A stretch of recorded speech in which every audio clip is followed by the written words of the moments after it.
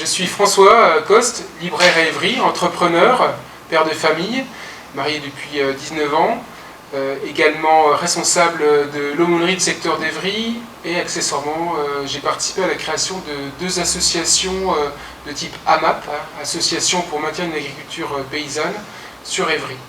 Alors à l'invitation de Monseigneur Pansart, j'ai eu la chance d'être invité avec Jean-François à l'Assemblée plénière des évêques de Lourdes.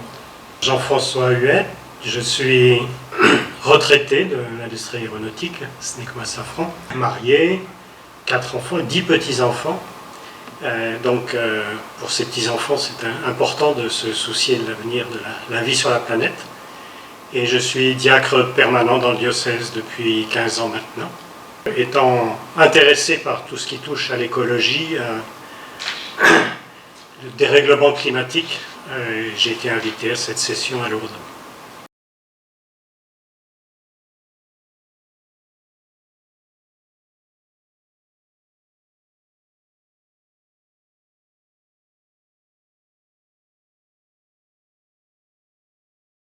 C'est un temps fort de passer 2 jours avec l'ensemble des évêques de France, avec 200 personnes de tous les diocèses, et c'était très varié, des jeunes, des moins jeunes, beaucoup de femmes, des ruraux, des agriculteurs, des femmes d'agriculteurs, des citadins, et tous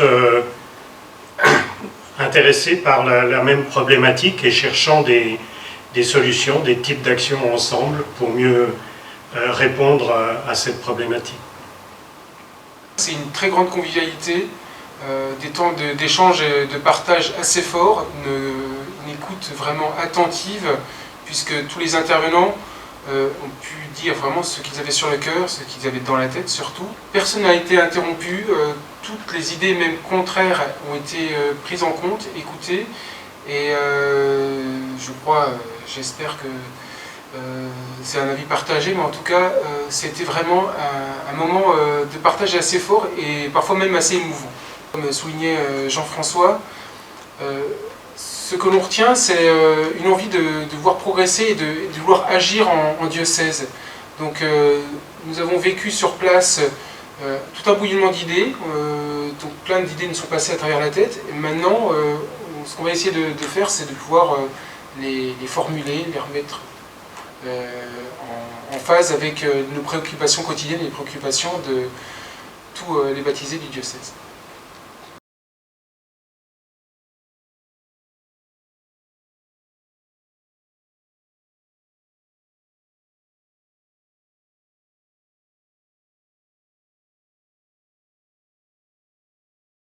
Il est vrai que le dérèglement climatique, c'est une menace d'abord pour nous tous, pour les générations à venir. Et ça permet d'être avant tout un méga défi. C'est un défi déjà pour nous en tant que parents, éducateurs, ce qui me concerne entrepreneurs, comme beaucoup de personnes aussi qui étaient présents. Donc c'est un défi de pouvoir changer de mentalité, de voir les choses autrement, ne plus se focaliser sur les biens, mais sur le lien à avoir, donc avec tous nos frères et aussi avec la terre. Ces questions d'écologie, elles nous touchent de près et de loin. Moi, étant originaire de Chamonix, je vois bien chaque fois que je retourne dans ma vallée, les paysages qui changent, les glaciers qui fondent, et on voit que c'est quelque chose de très fort au niveau de la planète. Les dérèglements climatiques, la destruction de la biodiversité, toutes les pollutions de l'air, de l'eau, du sol. Donc tout ça, c'est à une telle échelle que on peut se sentir découragé, mais ce qui est important, c'est de voir que d'autres ont trouvé des solutions, les mettent en œuvre, que si on se met ensemble, on peut faire bouger les choses, que ce soit au niveau individuel ou au niveau collectif. Effectivement, la menace est là, le dérèglement est visible.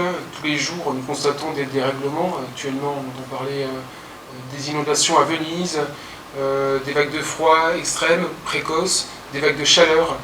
Et les jeunes ont bien conscience, lorsque nous scrutons l'actualité, des figures émergent, des mouvements de jeunes souhaitent manifester, souhaitent s'emparer du sujet, et Nous, à notre niveau, nous devons les accompagner, c'est-à-dire avoir les pieds sur terre.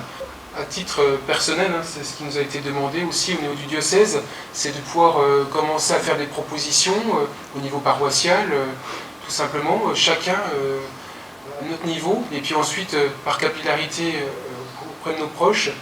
Alors voilà, donc c'est vrai que la marche peut paraître haute, mais c'est l'ensemble de ces petits pas qui peuvent aboutir à une transformation.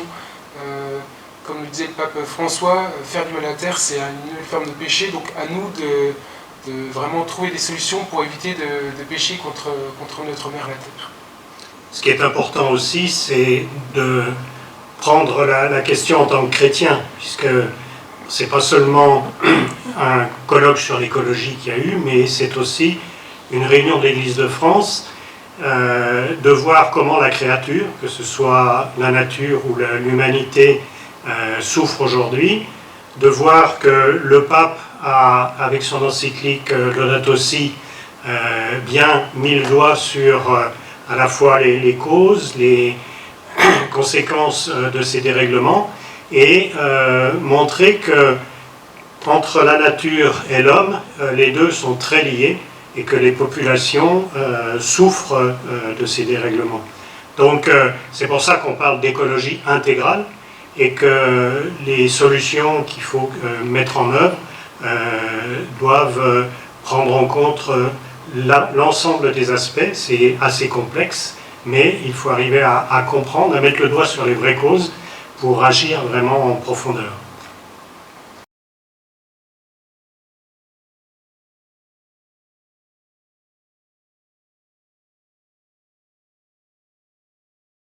La première intervention était assez marquante puisqu'il s'agissait d'un jeune qui avait pris un choix radical puisqu'il avait créé une ferme en polyculture et en permaculture et il agissait également en tant que membre associatif d'une association qui s'appelle Extinction Rebellion qui agit actuellement sur Paris.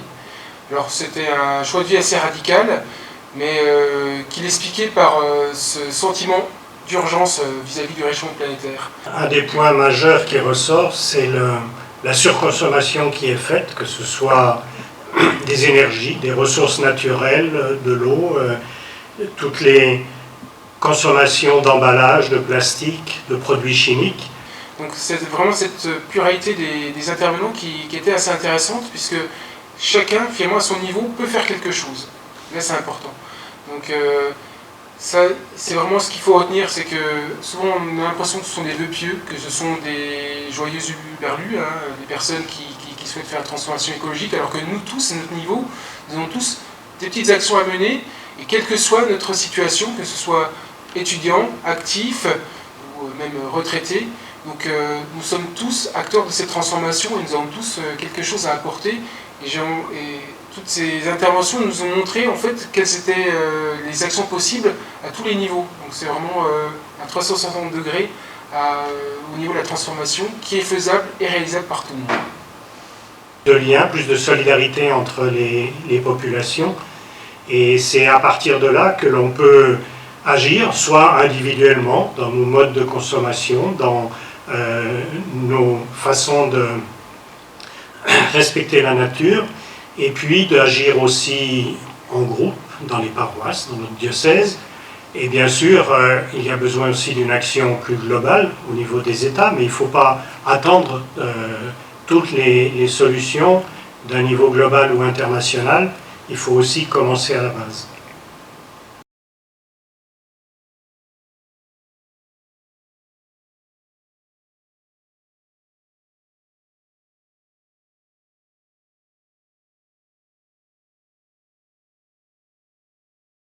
J'ai une double motivation. D'une part, au niveau de la transformation écologique, j'ai quand même le souhait de transmettre cette envie de transition, donc à la fois dans l'entreprise, à la fois au sein de l'association dont j'ai la charge, hein, l'association L'aumônerie, et puis également aussi de transmettre finalement au sein des paroisses qui existent. Beaucoup d'initiatives, comme par exemple l'initiative Église verte, qui permet aux paroisses d'étape par étape de pouvoir effectuer une petite transformation interne et donc de permettre à l'ensemble des paroissiens de justement agir au sein de cette transformation écologique. D'autre part, notre motivation, c'était vraiment l'écoute attentive des évêques, la grande joie aussi que les évêques avaient à nous écouter, puisque nous avons souvent dîné ou déjeuné avec des évêques, nous avons eu l'occasion de discuter de beaucoup de sujets graves, dont celle de la transition écologique. Et c'est vrai que les évêques étaient vraiment heureux de cette participation de laïcs, à savoir tous ces laïcs qui rajeunissaient l'hémicycle. Donc je crois que beaucoup d'évêques nous ont exprimé cette joie d'être avec les laïcs, et nous l'avons ressenti comme justement une joie de l'Église au niveau institutionnel, de pouvoir communier ensemble pour travailler à bras-le-corps sur ce problème-là, ce problème donc, du réchauffement climatique, avec comme solution la transition écologique. Alors ce qui ressort de cette rencontre à Lourdes, c'est qu'il est urgent d'agir. Il y a de l'espérance. Si tout le monde s'y met, on peut encore changer le cours des choses, mais il ne faut pas attendre 2025-2050 pour faire quelque chose de sérieux. D'un autre côté, il ne faut pas non plus se précipiter sur la première idée d'action. Je pense qu'une des choses que l'on a à faire dans nos communautés, dans notre diocèse, c'est de bien sensibiliser tout le monde, de bien motiver tout le monde, que les gens comprennent les tenants, les aboutissants de ces questions, en s'appuyant notamment sur Laudato Si. Et puis, une fois qu'on est convaincu des causes, on est convaincu que l'on peut faire quelque chose, à ce moment-là, de mettre en œuvre des actions type Église verte. On n'a pas attendu effectivement ce colloque pour trouver des solutions. Il y a des tas de groupes, des tas d'associations, des tas de personnes qui sont engagées, donc il y a déjà des expériences à utiliser, à reprendre, à prolonger, et je pense que pour les mois qui viennent, il y a des chantiers à mettre en route dans nos paroisses et dans notre diocèse.